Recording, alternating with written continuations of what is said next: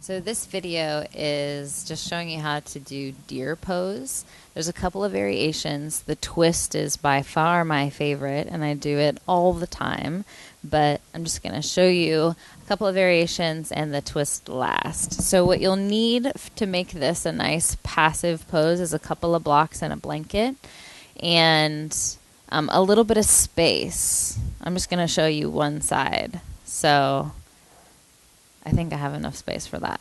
So what you'll start with is bringing your right knee down to the mat, and what you want is a 90-degree angle in your right leg. So if you can make your right thigh parallel with the right side of your mat, and then get this right shin parallel with the front of your mat, that's where you want to be. The left leg is going to kind of come out to the back, but what you want is your left knee straight out to the left of the left hip. This left thigh actually is parallel with the right shin in the front of the mat. The left shin is going to be parallel with the left side of your mat. So you might call this a 90-90 leg position. I've heard it called that before. So this is the deer shape in your legs, but what you can do is a couple of options. You could sit up really tall here, and you can lean forward into this shape. So you'll feel this within your hips. You can even I like to bring blocks in front of me so I'm able to kind of rest on those blocks.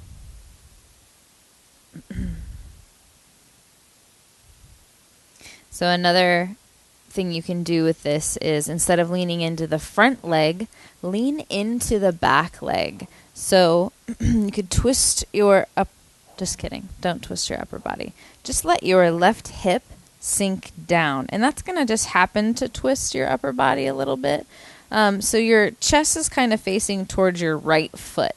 From here, take your left hand and reach it towards your left foot. So this is another version of this shape where you can get a different stretch, a different sensation in the body, and this is for the left hip. Now, I like to push my right knee down in this case because it kind of starts to pop up. And then also when I put my hand here, it helps me to remember to relax this right leg, just because this is uncomfortable, so I start to tense things. So it's good to remind yourself to relax. So my favorite version of this pose is the deer twist. So you'll take your two blocks, and you're going to put them to the right of your body. So where your right hip is, I like to kind of go slightly in front of it and then make the block going straight away. So two blocks going away from you. And then a blanket on top to make it a little bit higher, a little bit more padded and cozy. From here, keep your legs in place. Turn your chest towards the blocks. When you're going to start to come down on these blocks, you want your rib cage to be fully supported on the blocks and the blanket, and your head. So your head shouldn't fall off the end. So come on down, bringing again your rib cage to the blanket. And then if you can, on this side, your left ear will come down towards the blanket.